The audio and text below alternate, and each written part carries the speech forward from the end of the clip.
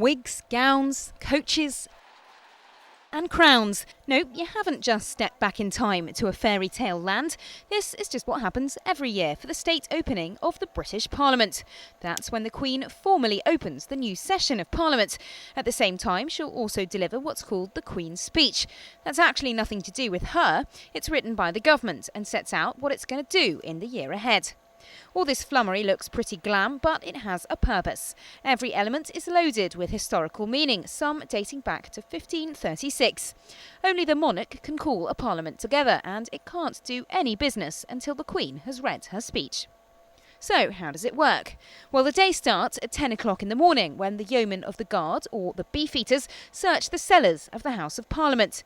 That dates back to the gunpowder plot of 1605, when Guy Fawkes tried to blow up Parliament.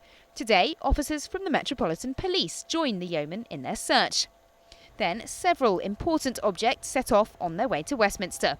The Imperial State Crown, the Sword of State and the Cap of Maintenance go to Parliament by coach ahead of the Queen.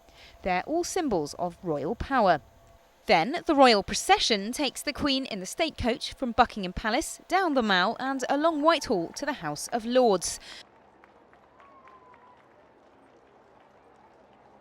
When she gets there, the Queen puts on her parliamentary robe and processes to the chamber of the House of Lords. While the Queen's processing, this guy, who's called Black Rod and represents her, is sent to the House of Commons from the House of Lords, where he bangs 3 times on the door with his ebony staff.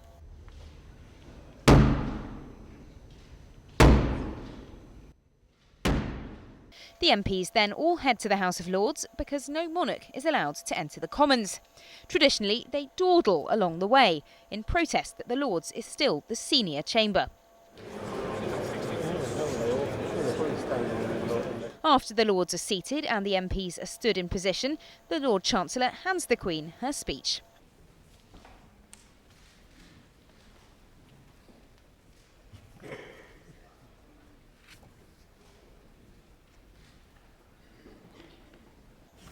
My Lords and members of the House of Commons. And that's when the pageantry stops and the politics starts. Officially called the Royal Address, the speech is written by the government and sets out its aims for the forthcoming parliamentary session. My government's overriding priority is to ensure the stability of the British... The Queen always talks about my government in it, and she always says other measures will be laid before you too. That gives the government flexibility to introduce other laws as well as the ones in the speech, if it needs to. The decision over what to put in or leave out of the Queen's speech is crucial. It normally involves months of wrangling within government as ministers and lobby groups fight for their favoured measures to get a slot. So they'll all be listening carefully, as of course will the opposition. Measures to address concerns over Iran's nuclear program.